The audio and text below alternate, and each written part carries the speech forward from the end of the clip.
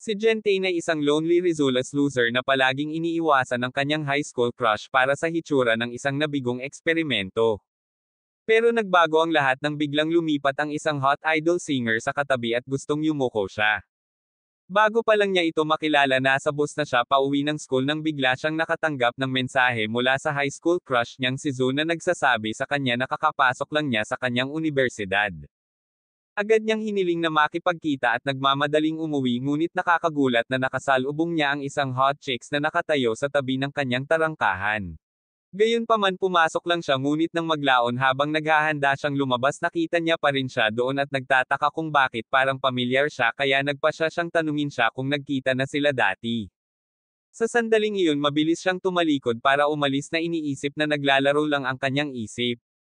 Gayunpaman habang papalayo siya bigla niyang naalala ang pangit na mataba na tinatawag niyang kaibigan na laging nanlilisik sa isang idol na mga awit na tinatawag na Zia.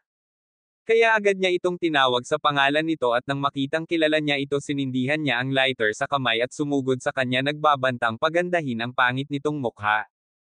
Halos may ihinibro ang kanyang pantalon, ngunit iminulat niya ang kanyang mga mata upang makitang ito ay isang bluff lamang.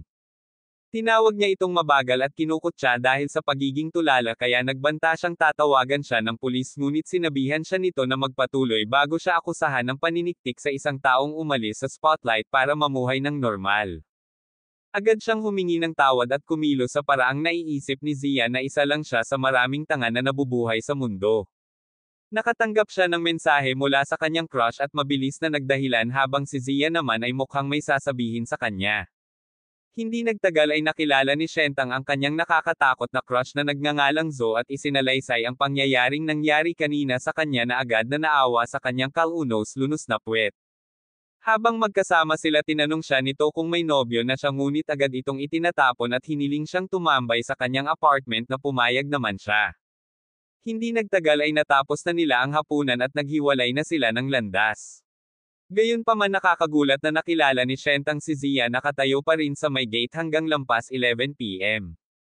Nang makita siya nito, nilapitan niya ito upang bigyan ng babala na huwag sabihin sa sinumang nakatira siya rito o tatanggalin niya ang dila nito sa bibig nito, at pagkatapos ay tumalikod siya para pumasok sa loob.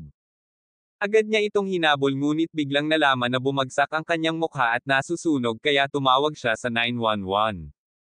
Kinaumagahan nakarinig si Shentang ng doorbell at sa sandaling buksan niya ang pinto, nadatnan niya si Zia doon na may dalang almusal na hinihiling na kumain kasama niya. Gayunpaman agad niyang isinara ang pinto dahil hindi siya makapaniwalang may maaaring maging mabait sa kanya ng walang dahilan. Noong araw na iyon sa paaralan pagkatapos ng klase, mabilis na nag-message si Shentang kay Zo para tanungin siya kung saan sila dapat magkita, ngunit sinabi niya sa kanya na hindi niya ito makikilala dahil abala siya. Gayunpaman hindi iyon totoo, habang ang isang kaibigan ay dumating upang tanungin si Zo kung gusto niyang mag-aksaya kaagad ng ilang mahalagang oras pagkatapos ng tawag, at pumayag siya. Kahit na siya ay nanlalamig, tumanggi siyang gamitin ang scarf na ibinigay sa kanya ni Shentang noong nakaraang araw noong siya ay nilalamig. Umuwi si Shentang ng gabing iyon nalulungkot na hindi niya makita si Zo sa buong araw, ngunit nabigla siya nang makilala niya si Zia na naghihintay sa kanya muli, ngunit hindi siya pinapansin. Sa mga susunod na araw patuloy siyang ini-stalk ni Zia, ngunit hindi niya ito pinapansin dahil mukha siyang pweten tulad mo at ayaw niyang magkaroon ng anumang bagay sa nakakatakot na kagandahan. Isang araw sa paaralan habang nagtatampo ang tulala dahil hindi niya nakikita ang kanyang diyosa na si Zo, narinig niyang may nagtatanong tungkol sa kanya. Nagulat siya nang malaman niyang hinahanap siya ni Zia. Lumapit siya sa kanya habang ang kanyang mga kaklase ay naglalaway sa kanyang kagandahan, at dahil sa kahihiyan mabilis niyang hinawakan ang kanyang kamay at tumakbo paalis. Sa lalong madaling panahon ay sinabi niya sa kanya na hindi niya ito matatanggap dahil mayroon na siyang isang tao sa kanyang puso, ngunit natatawa siya sa kanya dahil sa pag-iisip na ang isang kakilakilabot na mule na tulad niya ay maaaring magustuhan niya, at ipinahayag niya na gusto niya lamang itong i-friendzone mula noong siya ay kasalukuyang walang kaibigan. Nakakagulat sa kanya. Sa kalaunan ay binigay niya sa kanya ang kanyang telepono upang i-punch ang kanyang numero, at sa gabing iyon habang nasa labas sa isang dinner date, napagtanto niya na ang lahat ay natulala sa pagkakaiba ng kanilang kagandahan na parang gabi at araw. Bigla siyang nagkunwaring gusto siyang halikan na nagpapabilis ng tibok ng puso niya sa 200 miles per hour. Sa gabi habang si Shentang ay gumugugol ng ilang oras kasama ang kanyang mga kaibigan, isang bufon na sa tingin niya ay isang sigma ay nagtanong sa kanya tungkol sa mainit na sisiw na nakita niya kasama niya kanina at sinubukan pa niyang lasingin si Shentang upang mailabas niya ang impormasyon. Gayunpaman nakatanggap si Shentang ng tawag mula kay Zia at habang nag-uusap sila narinig niya ang dude na halos nagsasalita sa likuran kaya iniisip niyang sinasalakay niya si Shentang. Pagkaraan ng ilang sandali lumabas si Zia sa eksena na may dalang bote at napagtanto na nagsusuka lamang ang dude dahil sa sobrang pag-inom. Ipinakilala ng dude ang kanyang sarili ngunit ininsulto ni Zia ang kanyang hanggal na puwet at hinawakan si Shentang para umalis. Gayunpaman bigla niyang pinigilan ang mga ito at sinigawan siya para sa pagsasabi ng kanyang bayo ng ganoon. Pero walang panginginig si Zia. Agad niyang tinangka na basagin ang ulo nito ngunit kinuha ni Shentang ang bote mula sa kanya at ininom ito bago ibigay ito sa tanga para inumin din kung saan mabilis itong umalis kasama si Zia. Matapos tumakbo sa abot ng kanilang makakaya sinaway ni Shentang si Zia sa paglalagay sa kanila sa panganib na mahuli ng mga pulis at nalungkot siya na hindi siya basta-basta makakaahon sa gulo. Sinabi niya sa kanya na ito ang dahilan kung bakit iniiwasan niyang lumabas ngunit idinagdag niya na kailangan niya ng mga kaibigan dahil hindi siya palaging nasa loob ng bahay sa buong buhay niya. Nag-aalok si Shentang na maging kaibigan ngunit may mga benepisyo habang napagtanto niya na ang kanyang kwento ay dapat na komplikado. Pagkatapos tinanong niya ito kung paano niya ito natagpuan. Ipinakita niya sa kanya ang ilang mga banner na naglalaman ng mga paglalarawan kung saan nagpi-party ang bawat departamento na ikinagulat niya dahil hindi niya napagtanto. Hinanap niya kung saan matatagpuan ang departamento ni Zo at sa sandaling mahanap niya ito tumakbo siya kaagad para hanapin siya dahil isang linggo na niya itong hindi nakikita. Hindi nagtagal ay nahanap niya ito at habang masayang kumakaway sa kanya habang naglalakad palapit sa kanya biglang nakita ni Zhu si Zia at nag-anunsyo sa lahat na ikinahihiya niya dahil sinusubukan niyang magtago mula sa karamihan.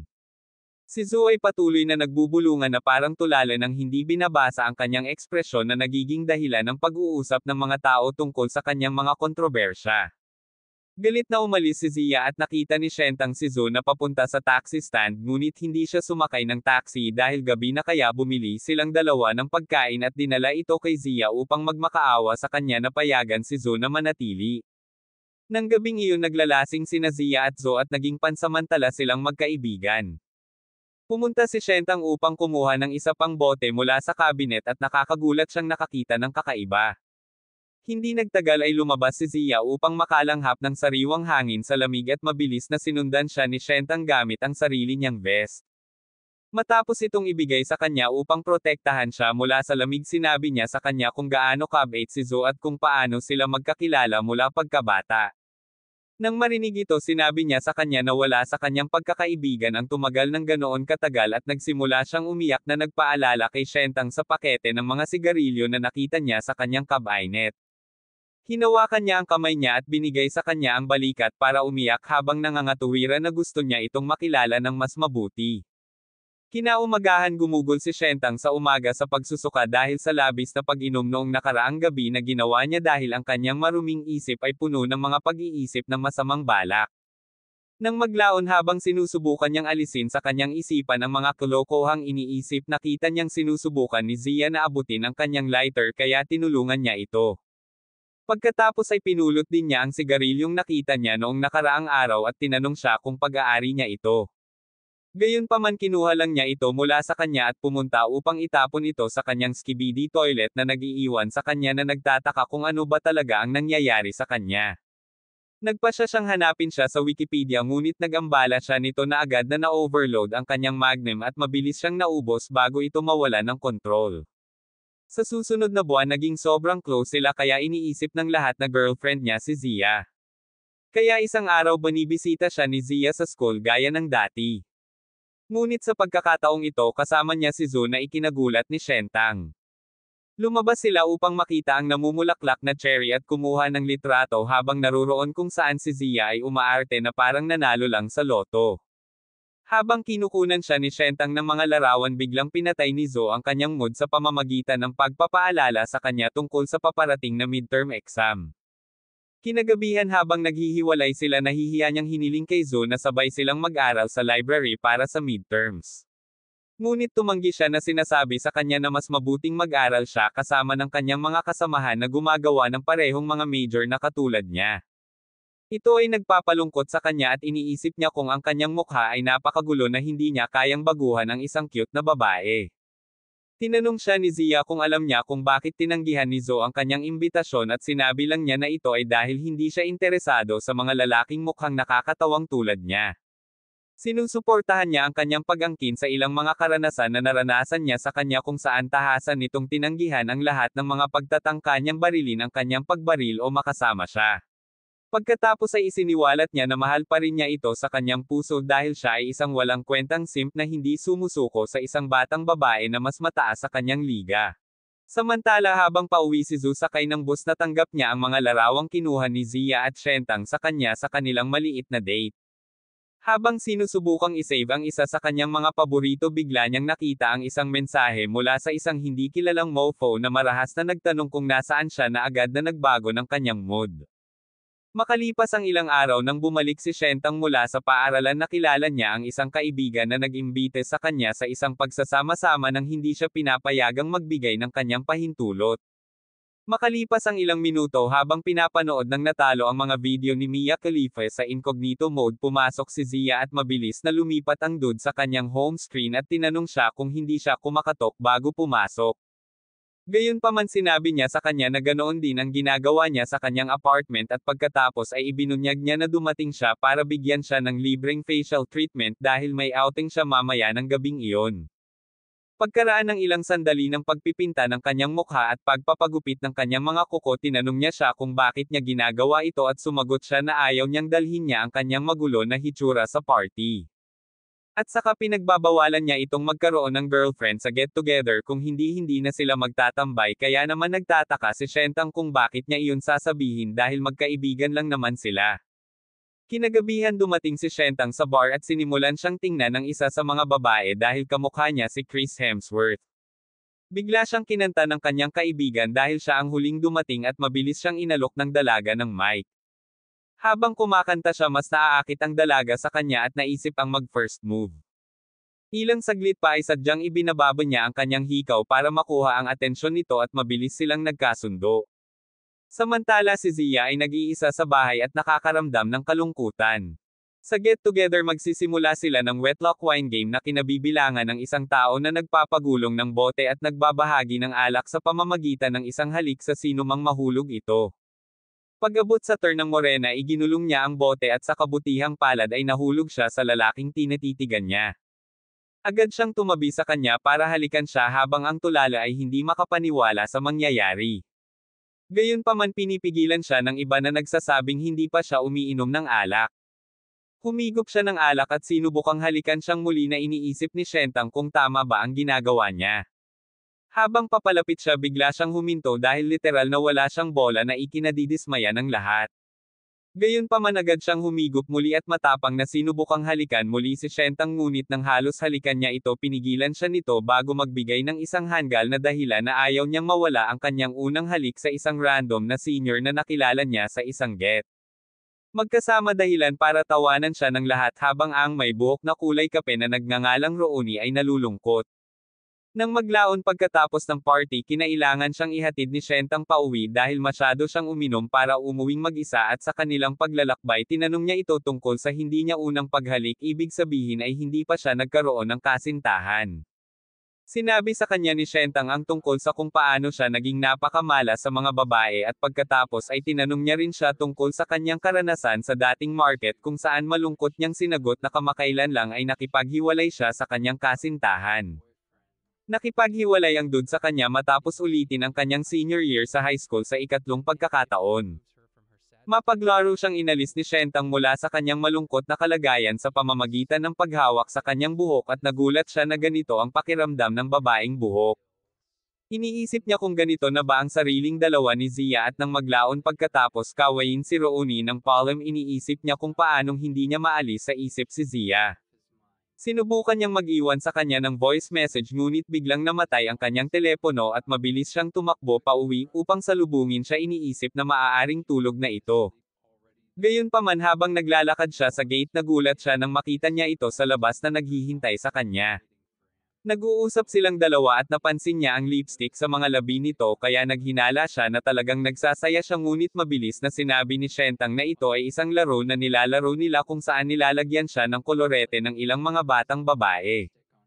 Gayunpaman mas nagiging hinala siya at kahit gaano pa niya naiisip na ipaliwanag kung ano ang nangyari noon ikinatuwiran niya na mas lalo lang siyang malalagay sa gulo kaya napagpasyahan niyang pinakamahusay na itikom niya ang kanyang bibig.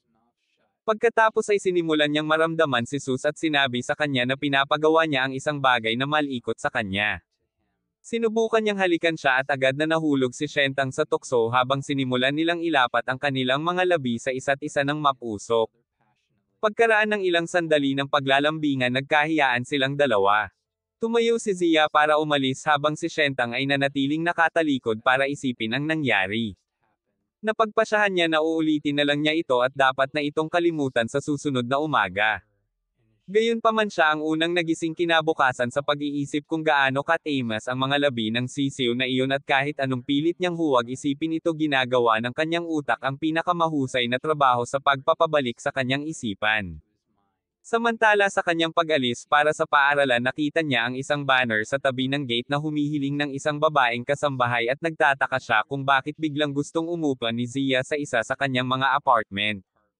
Kasunod nito iniisip niya ang buong araw na halikan sa paaralan hanggang sa isinulat pa niya ang pangalan ni Zia sa kanyang exam sheet. Sa isang punto nagsimula siyang mag-isip na maaaring magalit ito sa kanya para sa paghalik sa kanya kaya binisita niya siya kapag bumalik siya mula sa paaralan na sinasabi sa kanya na interesado siya tungkol sa tanda ng rente sa gate at nais niyang pag-usapan ang halik. Pagpasok sa loob bigla niyang nabasag ang yelo sa pamamagitan ng casual na pag-uusap tungkol sa nangyari na parang gusto siyang pumasok sa lupa. Kalaunan ay tinanong niya siya kung bakit gusto niya ng bagong kasambahay at sumagot siya na gusto niyang magkaroon ng higit pang mga kaibigan dahil sila lang ang magkaibigan ni Zo na ikinagulat niya. Pagkatapos ay iminumungkahi niya na silang tatlo ay mag-lunch date tuwing weekend. Pagkatapos hinawakan niya ang kamay nito at pinatong sa balikat nito na ikinahihiya niya dahil laging madaling ma-excite ang sausage nito. Sa mga susunod na araw patuloy na nangungulit si Rose sa publiko dahil hindi niya maiwasang isipin si Zia at pagkatapos ng kanilang pagsusulit isang hapon nakilala niya si Zo na sinabihan niya tungkol sa mga plano ng petsa. Habang naglalakad sila ng magkasama iminumungkahi niya na magkasama silang pumunta sa library ngunit habang iniisip ng dude na matutupad na ang pangarap niyang makasama siya na dismaya siya nang magkalayo ang mga available na upuan sa library.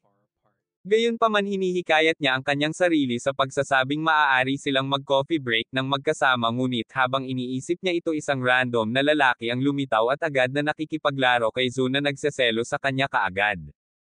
Inaanyayahan niya ang lalaki na kumain ng tanghalian sa kanila mamaya at nagalit ito kay Juntang nang sabihin niya sa kanya na noon pa man ay alam niyang palagi niyang sinasamantala ang pagkakataong hindi siya mapag-isa. Agad siyang nagdahilan habang nararamdamang pinagtaksilan na maaaring may nakikitang iba si Zo. Gayunpaman naalala niya kaagad na nakagawa din siya ng mga bagay kay Zia na hindi alam ni Zo. Samantala gulo na ang pakiramdam ni Ro dahil hindi niya mapigil ang isipin ang kanyang dating at para maalis ito nagpasya siyang maging mas sosyal para makilala niya ang mas maraming sigma na lalaki na posible lamang sa pamamagitan ng pagkuha ng kanyang sarili ng apartment sa labas ng campus. Sabay upo ni Juntang na parang isang lasing na nasasayang habang iniisip ang isang pangyayari noong nakaraang 2 taon. Hinatid niya si Zo pauwi mula sa paaralan at habang kausap niya ito bigla siyang hinawakan ng kanyang ama at sinimulan siyang salakayin dahil sa pagbabalik ng late at pagdadala ng isang pangit na batang lalaki. Nagalit siya noong araw na iyon at tumakbo kasama si Juntang kaya napagtanto niya na ito ang dahilan kung bakit siya palaging lumiliban sa paaralan. Bumalik sa kasalukuyan iniisip ni Juntang na siya na ang nagbago mula noon habang si Zo ay siya pa rin ang dati. Pagkalipas ng ilang sandali tinapik siya ni Zo at sinabi sa kanya na gusto niyang ipakita sa kanya kung saan. Pagkatapos ay dinala niya siya sa rooftop ng library at ipinakita sa kanya ang magandang tanawin ng lungsod. Ibinunyag niya na ito ang paborito niyang lugar at hindi niya binalak na dalhin siya rito dahil natatakot siyang baka may masabi siyang hindi nararapat. Pagkatapos ay nagsalita siya ng ilang kalokohan na para lamang sa pandinig ni Juntang na nagpaisip sa kanya kung ano ang ibig niyang sabihin.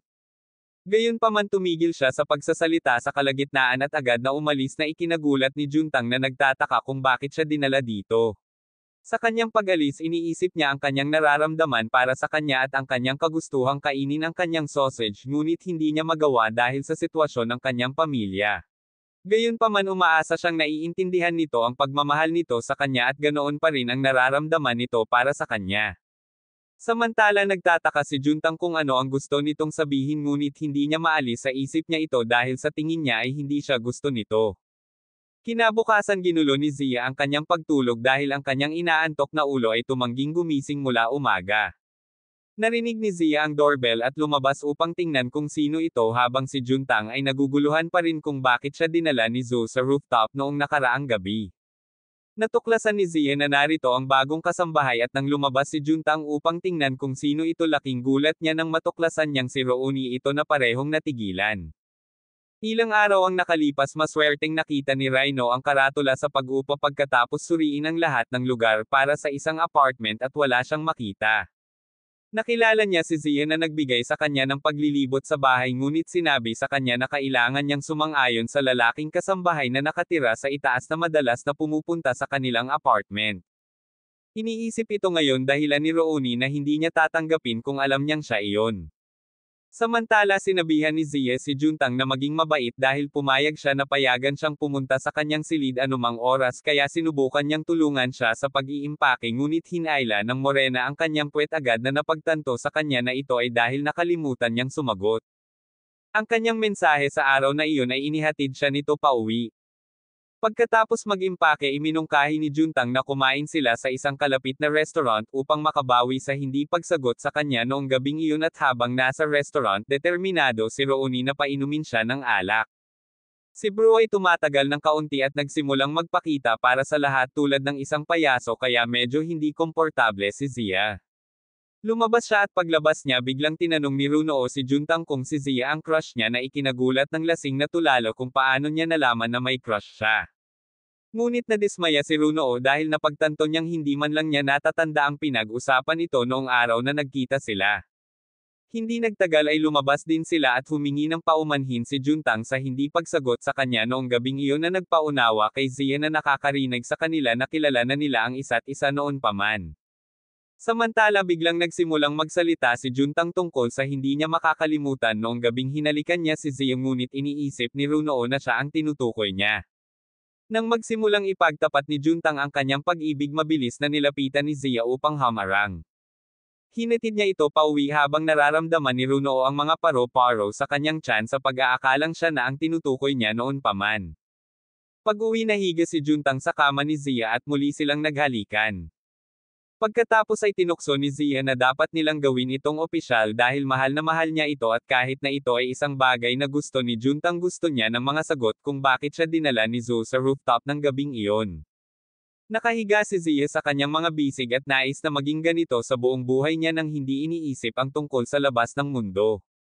Nagising si Juntang kinabukasan at nakita niya si Zia na natutulog pa rin sa tabi niya iniisip niya kung paanong ang buhay nito ay isang palaisipan na tila hindi pa niya nalulutas. Tumayo siya mula sa kama at sinubukang lumabas para hindi malaman ni Runo na natulog siya sa kwarto ni Zia. Ngunit biglang sinabi ni Zia na hindi na niya kailangan dahil walang nangyari sa pagitan nila. Sa lalong madaling panahon ay sabay silang lumabas at habang nagiging maloko si Zia sa kanya nabitawan ni Runo ang mga bagay mula sa kanyang kamay dahil sa gulat. Iniisip niya kung ano ang nangyari sa pagitan nila kagabi. At habang sinusubukang linawin ni Juntang tinutokso ni Zia na magkasama silang natulog na ikinahihiya niya. Kasunod nito nagpasya si Juntang na maghanap sa internet tungkol kay Zia para malaman ang kanyang nakaraan at kung bakit siya huminto sa musika. Sa kanyang paghahanap napagtanto niya na si Zia ay nagkaroon ng isang magulo na nakaraan at nagtataka kung paano siya naging babae na siya ngayon. Nagpasya siyang tanungin ang kanyang kasamang natalo na isang diehard fan ngunit hindi siya binigyan ni Gaosho ng anumang kapansin-pansing sagot dahil galit siya sa kanya dahil sa pang-aasar sa kanya bago ang kanyang ma. Gayunpaman isiniwalat ni Juntang na kasama niya si Zia ngunit hindi ito pinaniniwalaan ng Dud dahil walang paraan na mabubuhay ang kanyang Zia kasama ang isang talunan tulad ni Juntang. Matapos ang tawag patuloy na iniisip ni Juntang kung ano ang nangyari at habang pinag-iisipan niya ang kanyang utak tungkol dito biglang lumapit si Zia upang halikan siya bago lumakad palayo. Pagkaraan ng ilang sandali nag-aatubili na dumating si Gaosho sa bahay ni Juntang upang maghatid ng pagkain na hiniling ng kanyang ina na ibigay sa kanya, ngunit kinuha lang ni Juntang ang pagkain nang hindi siya pinapasok dahil ayaw niyang malaman niyang doon talaga nakatira si Zia. Nagagalit ito kay Gaosho dahil sumakay siya ng 2 oras na tren para makarating dito. Gayunpaman sa kanyang pag-alis bigla niyang narinig ang boses ng isang babae mula sa bahay. Na-curious siya at tumalon para ilantad ang sikreto ni Juntang, ngunit laking gulat niya nang mapagtanto niyang ito ang paborito niyang idolo, si Zia. Agad siyang nawala ng malay at nagsimulang kumilos na parang gumagapang sa paligid niya. Pero sinipa ni Zia si Zia palabas ng bahay. Sa mga sumunod na araw, unang-una siyang bumibisita sa umaga na ikinairita ni Juntang. May dala siyang tuna sa mga umagang iyon, ngunit tinanggihan ito ni Juntang na ikinainis niya. Ngunit nang umalis siya sa galit, sumisigaw na tapos na siya kay Zia o kung ano pa man ang tawag sa kanya, bigla niya itong nakita at agad na na-activate muli ang scent mode. Gayunpaman ibinasura ni Zia ang pagkain at sinabihan siyang lumayas, iniinis siya. Sinimulan niya itong sigawan dahil sa panlilibak sa kanya sa ganoong paraan at narinig ang ingay mula sa loob. Mabilis na tumakbo si Juntang palabas upang makialam. Pareho silang pumasok sa isang mainit na palitan ng salita at sa wakas ay umalis si Gaosho, tinawag ang kanilang pagkakaibigan. Bukod dito, biglang napansin ni Juntang na nanginginig si Zia sa pag-aakalang may nagawa siyang mali.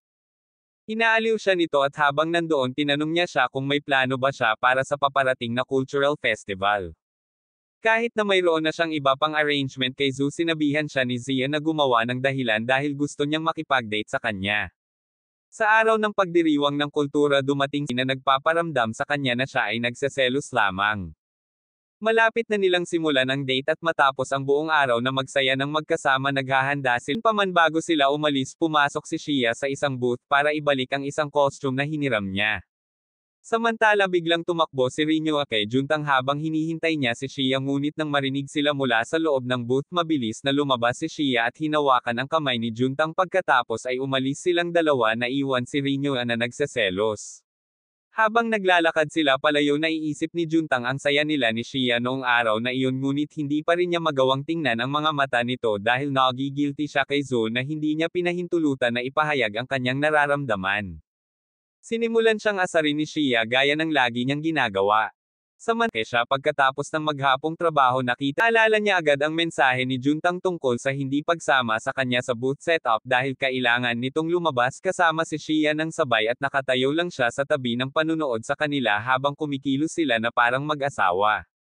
Di nagtagal ay narinig ni Shia ang isang palabas sa musika ilang metro ang layo mula sa kanila at sinabi niya kay Juntang na gusto niyang dumalo sila, na pumayag naman siya. Pagdating sa konsyerto, ang host ng kaganapan ay umakyat sa entablado at binibigyan ng lahat ng pagkakataon na manalo ng $300 na voucher ng kupon kung 5 tao ang makakasama sa kanya upang kumanta, sumayaw o magtapat ng kanilang nararamdaman sa kanilang crush. Habang tumatawa si Juntang tungkol dito, iniisip kung sino ang lalabas, biglang nagsimulang maglakad si Shia patungo sa entablado na ikinagulat niya. Sinusubukan niyang tawagan siya pabalik upang protektahan ang kanyang imahe mula sa pagkilala ng karamihan, ngunit hindi siya nakikinig. Ipinakilala niya ang kanyang sarili bilang Lee Shia, agad na pinahiyaw ang mga manunood. Tinanong siya ng host kung ano ang gusto niyang gawin, ngunit ang numbskull ay nagsimula ng 1 minutong silence performance na nag-iiwan sa host sa dilema kung ano ang gagawin, kung paalisin ba siya o hayaan silang mas aed para patuloy na mag-aksaya ng oras sa screen. Gayunpaman biglang umakyat si Zo sa entablado at kinuha ang mikropono upang magsimulang kumanta gamit ang isang susi na hindi makikita sa sukat ng musika na nagpapaisip sa lahat kung nakuha niya ang kanyang boses mula kay Temo. Tahimik na umalis si Shia sa entablado na lumuluha, ngunit sinalubong siya ni Juntang at binigyan siya ng balikat para umiyak.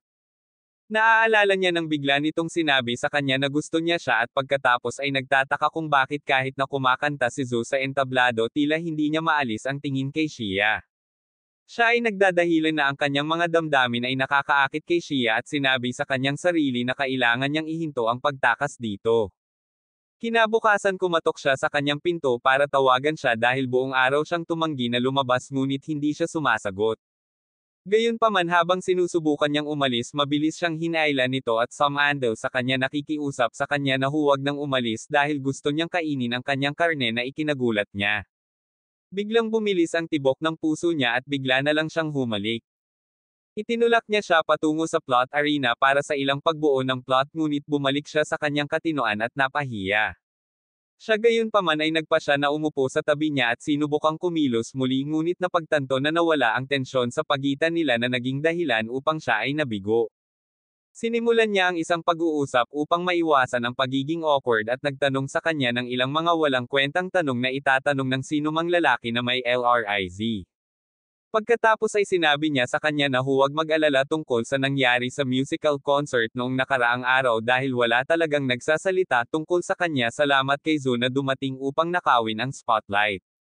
Idinagdag niya na maaari niyang bilhan si Zo ng pagkain bilang kilos ng pasasalamat ngunit nakakagulat na nagalit si Shia na dumating si Zo upang guluhin ang kanyang kasiyahan. Nang marinig ito naiinis din si Junteng na galit siya kay Zo na nagligtas sa kanyang puwet mula sa kahihiyan sa halip na magpasalamat sa kanya. Narinig ni Reno ang kanilang pagtatalo mula sa sala at kumakatok sa pinto upang malaman kung ano ang nangyayari. Gayunpaman lumabas na lamang si Junteng na nadismaya kay Shia na iniwan si Renyo dahil tila tuwang-tuwa ang dalawa nang makita niya sila noong nakaraang araw. Mula noon nagsimulang iwasan siya ni Junteng at sa huling gabi ng cultural festival habang tinutulungan ni Junteng si Zo sa booth inabisuhan niya ito na nakatanggap lang siya ng mensahe mula kay Shia na humihiling sa kanya na magpalipis ng gabi sa kanyang lugar. Gayunpaman hindi ito magiging posible dahil ang mga magulang ni Zo ay karaniwang mga Asyano na hindi kumukuha ng kalokohan sa kanilang mga anak. Malungkot na sinabi ni Zo na gustong-gusto niyang magpalipis ng oras na magkasama kaya't iniisip ni Junteng kung si Shia o siya ang tinutukoy niya. Pagkatapos ng libreng booth event magkasamang umalis sina Junteng at Zo ngunit naging mapaglaro si Zo at halos maisekay ni Karkyuan. Gayunpaman mabilis siyang hinawakan ni Junteng. Nagulat siya na hinawakan niya ang kamay nito nang walang pag-aalinlangan at napagtanto niyang hindi niya namamalayan na natutunan niya ang ugali na ito mula sa paghawak kay Shia ng maraming beses. Umuwi siya at nakilala si Shia na naghihintay sa kanya gaya ng dati. Casual niya itong kinakausap at sinubukang pumasok sa loob ngunit bigla siyang hinawakan nito at kinumpronto kung paano niya ito iniiwasan. Pagkatapos ay tinanong niya ito kung mayroon ba talaga itong nararamdaman para sa kanya o kung ginagamit lang siya nito upang magpalipis ng oras. Sa wakas ay sinabi niya sa kanya na maaari na lang silang maging magkaibigan ng walang kalakip na tali ngunit habang sinusubukan niyang umalis muli niyakap siya nito at hinahamon na sinasabing makikita nila kung hanggang kailan niya ito maaaring hindi papansinin. Kinaumagahan nagising si Junteng at nakakagulat na nahanap niya si Zo sa kanilang bahay at nagtataka siya kung paano siya napaponte ni Shia ng ganoon kaga. Tinanong niya si Shia kung bakit at sumagot siya na ginawa niya ito dahil gusto niyang makipag-usap sa kanya ang ilang mga batang babae tungkol sa isang lalaki na nanliligaw sa kanya at sinusubukang iwasan siya sa parehong oras na nagpapahiya sa kanya. Kasunod nito sinubukan ni Shia ang lahat ng kanyang makakaya upang makuha ang kanyang atensyon ngunit patuloy pa rin itong umiiwas sa kanya kaya binisita siya nito sa paaralan kinabukasan na ikinagulat niya. Gayunpaman hinawakan siya nito at tumakbo kasama niya bago pa man ito makalapit sa kanya. Pagkatapos ay tinanong niya ito kung bakit niya ginawa iyon kahit na alam niya na halos lahat ng tao sa paaralan ay kilala siya at sumagot siya na ito ay dahil gusto niya itong makasama na ikinagulat niya. Hinawakan siya nito at nagsimulang maglakad pauwi ngunit sinabi nito sa kanya na gusto niyang makipag-inuman sa kanya kaya umalis siya para kumuha ng maiinom. Samantala may isang estranghero na nakatago kumukuha ng larawan ni Shia nang walang pahintulot. Gayunpaman nakita niyang iniinom ni Renyo ang kanyang mga kalungkutan at sinabi sa kanya na ito mismo ang dahilan kung bakit siya single at hindi na maaayos. Nakikipag-usap siya sa kanya at sinabi sa kanya kung gaano kahirap para sa kanya na itulak si Shia palayo kahit gaano pa niya subukan. Samantala habang naglalakad si Shia pauwi napansin niyang may humahabol sa kanya at nang maglaon nang bumalik si Junteng nakita niya ang isang kakaibang lalaking nakasuot ng dilaw na hoodie na nang makita siya nabangga siya at tumakbo palayo.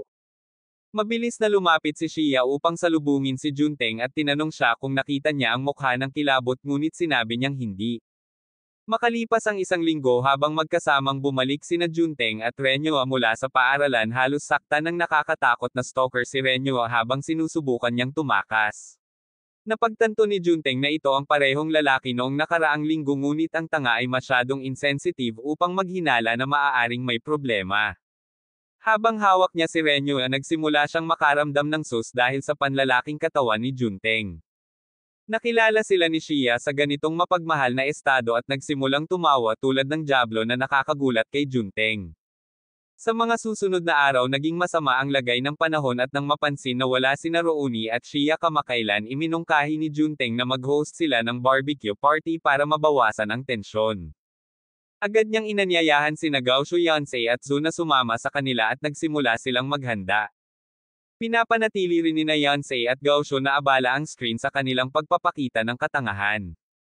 Habang nagpapatuloy ang lahat biglang nagtanong si Shia sa lahat nagtatanong kung ano ang iniisip nila tungkol sa kung paano namumuhay ang mga celebrity at nagsimula silang pag-usapan ang lahat ng magagandang bagay na tinatamasa ng mga celebrity. Gayunpaman pinabulaanan ni Shia ang lahat sa pamamagitan ng pagsasabi na ang mga kilalang tao ay walang pribado dahil palagi silang may mga kamera sa kanilang mga mukha laban sa kanilang kagustuhan. Samantala habang sinasabi niya ito biglang napansin ni Junteng ang isang flash ng kamera mula sa malayo at sa isang iglap biglang kinuha ni Gaoshu ang kamera mula sa tulala. Agad na lumapit ang estranghero at hinabol siya ni Junteng hanggang sa mahuli niya ito salamat sa kanyang kakayahan sa palakasan. Dinala niya siya pabalik sa bahay at nilayo nilang tumawag ng pulis pagkatapos na mapagtanto na ang dude ay isang serial offender. Gayunpaman tinutulan ito ni Shia na sinasabi na ang pagtawag sa mga pulis ay hindi kailanman nalutas ang problema sa abot ng kanyang naranasan at iminumungkahi niya na turuan siya ng isang leksyon na siya ay magiging isang pamana sa kanyang henerasyon. Kumuha siya ng bote at nagbanta na hahampasin siya ngunit mabilis na kinuha ni Gaoshu ang bote mula sa kanya upang isagawa ang paghatol sa lalong madaling panahon. Gayunpaman pinigilan siya ni Junteng na sinasabi sa kanya na siya ay dapat nawala sa kanyang isip sa pagtatangka sa pag-atake ng isang tao. Sumagot si Shia na hiningi niya ito nang magdesisyon siyang kunan siya ng litrato ng walang pahintulot niya. Nagalit siya at umalis. Samantala habang pinag-iisipan ng mga lalaki kung ano ang gagawin bigla silang nakarinig ng pagbagsak ng bote sa ulo ng nagkasala. Si Zu naman. Nag-thumbs up si Gaoshu habang si Junteng at Yonsei naman ay napatiklop sa gulat. Habang si Zu ay nagpapatuloy sa kanyang pambubuli agad na tinawagan ni Yonsei si Junteng sa isang sulok at sinabi sa kanya na hindi niya alam na ang kanyang kaibigan ay nag-crack. Sinubukan ni Junteng na tawagan ang mga pulis ngunit pinigilan siya ni Yonsei sinabi sa kanya na ang camera guy ay naging biktima na ngayon at may karapatang magdemanda sa kanila para sa isang felony. Samantala ilang taon na ang nakalilipas habang nagtatrabaho si Shia sa Dream Sweet Band mayroon siyang over-demanding na manager na laging gustong ipakita niya ang kanyang mainit na katawan para mapag-usapan siya ng mga tao. Kakaiba yon. Ngunit nang hindi na siya makatiis umalis siya sa galit at huminto. Bumalik sa kasalukuyan si Shia ay nakaupo ng matino sa kanyang silid at si Junteng ay nagpunta upang ibigay sa kanya ang ulat tungkol sa nagkasala na kanilang nahuli sinabi na kinuha nila ang kanyang mga ID at binyantaan siyang manahimik tungkol sa buong sitwasyon. Pumirma rin siya na siya ang may pananagutan sa nangyari. Pagkatapos ay sinabihan ni Junteng si Shia na siya na ang baalang kumilos laban sa lalaki ngunit habang patuloy ito sa pagsasalita bigla niya itong niyakap na nagparamdam kay Junteng na kahit na siya ay mabangis hindi siya ang tipo na mananakit ng sinuman. Hiniling niya na halikan siya ngunit mabilis na lumabas ang dude sa silid bago pa masyadong nasasabik ang kanyang magnum at inilabas ang nilalaman nito. Kinabukasan nagulat si Junteng nang makitang naging BFF sina Shia Zo at Rino at napagtanto niyang naging iba na si Shia. Gayunpaman nakilala niya si Yonsei sa ibang pagkakataon na nagsabi sa kanya na mas gusto niyang maging kaibigan ang nakakatakot na body na iyon kaysa makipag-date sa kanya kahit na siya ay kasing husay ng isang sirena. Pinayuhan niya si Junteng na timbangin din ang kanyang mga pagpipilian ngunit ang simp ay nabulag ng pag-ibig. Kinabukasan habang tinutokso ni Junteng at Shia ang kanilang mga sarili biglang sumulpot si Zu sa kanilang tarangkahan dala ang kanyang kahon. Tinanong niya sila kung maaari siyang manatili sa kanila ng halos 1 buwan o 2 na ikinagulat nila.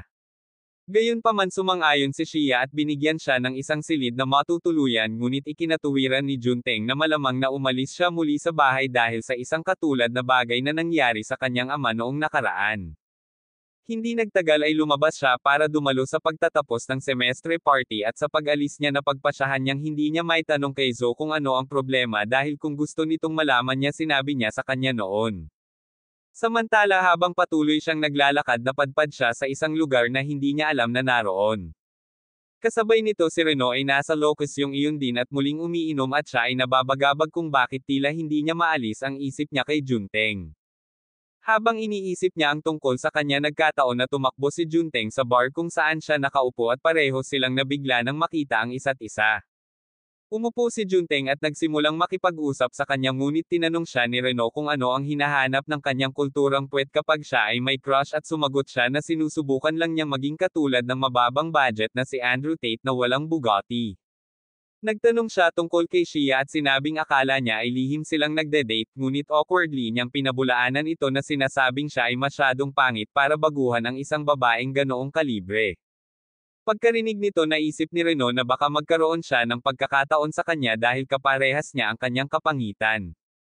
Sinimulan muli ni Junteng ang kanyang nakakalito na pananalita na dahilan kung bakit nabasa ni Reno ang mga maling senyales na maaaring may gusto siya sa kanya tulad ng pag-amin niya noong nakaraang gabi ngunit nadismaya siya nang ipakita sa kanya na nagsasalita siya tungkol sa mga magkasintahan sa kanilang paligid. Tumayo siya at sinabing dapat na silang umalis ngunit sa pagkakataong ito determinado siyang ipaglaban ito at gusto niyang gawin iyon sa pamamagitan ng pagiging matalik niyang kaibigan. Magkasama silang umuwi kinabukasan at nakakagulat na nakita nila si Shia na naghihintay sa may gate at banibitbit ang kanyang lighter sa kamay. Sinubukan agad na magpaliwanag ni Junteng ngunit kalmado lang itong ngumiti at pumasok sa loob na ikinagulat niya at natakot at the same time. Habang natutulog siya mamaya nakatanggap siya ng text mula kay Shia na nagsasabi sa kanya na magkita sila ng 4 p.m. Sa 4 na sabay silang pumunta sa coffee shop at tinanong siya ni Shia kung paano niya nakilala si Reno noong nakaraan kung saan ipinaliwanag niya na nagkataon lang. Kinagabihan nang umalis sila sa coffee shop tinanong niya siya kung ano ang susunod nilang gagawin at sumagot si Junteng na nakakakuha ito ng date vibe. Gayunpaman nabalisa siya na hindi siya nag-react nang makita niyang magkasama sila ni Reno. Agad siyang natakot sa kanyang mukhang kabaitan iniisip na maaaring pinaplano nito ang kanyang kontrabida art. Gayunpaman sinabi niya sa kanya na siya ay may konsensya at idinagdag na hindi siya nababahala tungkol dito dahil walang paraan na maaari siyang magkaroon ng mga mata para sa ibang babae kapag siya ay may isang sobrang mainit na asong babae bilang kanyang kapitbahay sa ibaba. Pagkatapos nagiinuman sila sa isang bar at habang naruroon ibinunyag niya na niyaya niya siya ngayong gabi dahil may gusto siyang tanungin sa kanya. Sinabi niya sa kanya na plano niyang makipagkita sa isang kaibigan sa susunod na araw na ikinagulat niya at tinanong niya kung ito ay lalaki o babae. Samantala tinutokso siya ni Shia sa pamamagitan ng pagtatanong kung alin ang mas gusto niya at agad siyang nagdahilan. Sa banyo sinimulan ng tulala ang paglalapat ng 8 prinsipyo ng pagpapakita sa harap ng salamin at kinumbinsi ang kanyang sarili na wala siyang pakialam kung lumalabas siya kasama ang isang lalaki. Gayunpaman sa kanyang pagbabalik sa bar nakakagulat na nakita niya ang ilang natatalo na humalili sa pakikipag-usap sa kanya at agad siyang nagseselos dahil 5 minuto lang siyang umalis. Lumapit siya sa mesa at biglang nagtapat na mas gusto niyang lumabas ito kasama ang isang babae.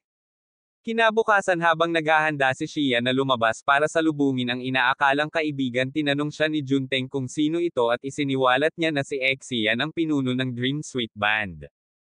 Ilang taon na ang nakalilipas nang si Shia at ang kaibigan niyang Sian ay kakadebo pa lang sa kanilang grupo ng musika tuwang-tuwa sila na matupad ang kanilang mga pangarap. Gayunpaman habang nagpalipis sila ng ilang pribadong sandali na magkasama bigla silang nakarinig ng mga flash ng kamera sa likod at ang lahat ay nagtipon-tipon sa paligid na nakakagambala sa oras na mayroon sila. Nabalisa si Shia tungkol dito ngunit naglaro siyan alam niyang bahagi ito ng buhay ng isang celebrity. Gayunpaman agad na napagtanto ni Shia na siya ay nawala sa kanyang pribadong buhay.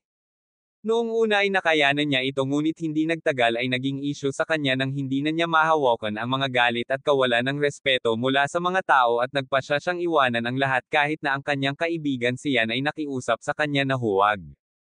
Nakilala siyan sa kasalukuyan tinanong siya niyan kung kumusta ang kanyang buhay at binibigyan niya siya ng ilang diwa na hindi namin pinapahalagahan ngunit ipinapakita nito na nagpasya siyang mamuhay na parang isang taunan sa natitirang bahagi ng kanyang buhay.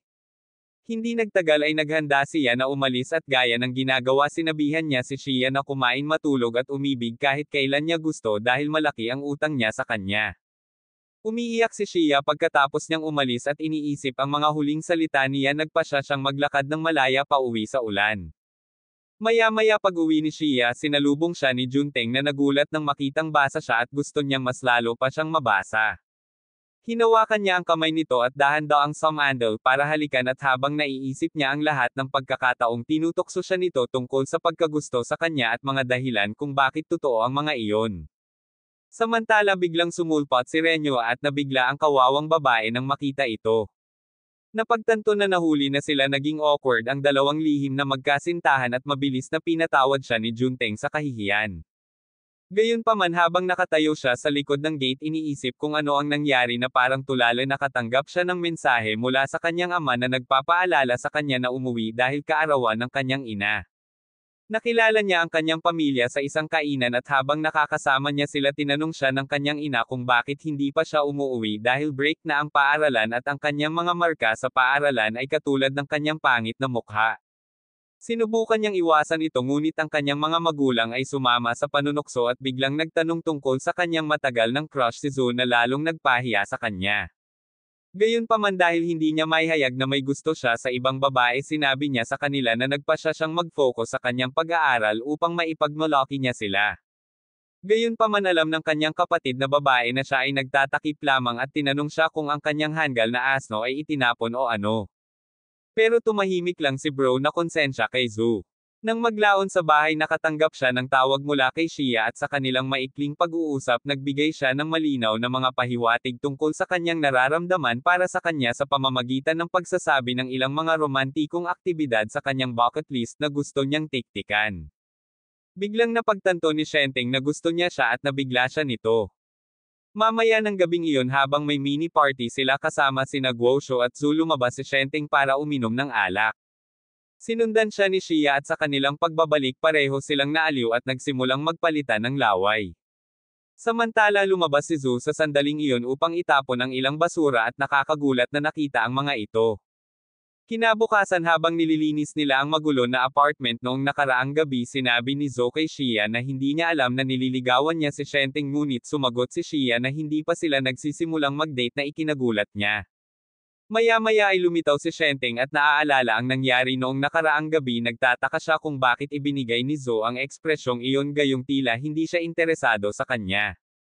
Nagkita sila mamaya sa paaralan at sinabi niya sa kanya na nag-apply siya para sa suspension sa paaralan dahil kailangan niyang kumita ng pera at umalis sa kanyang tahanan. Ipinaliwanag pa niya na kahit na siya ay nasa isang buong scholarship siya ay masyadong sira upang ibigay ang kanyang buwanang gastos at upa.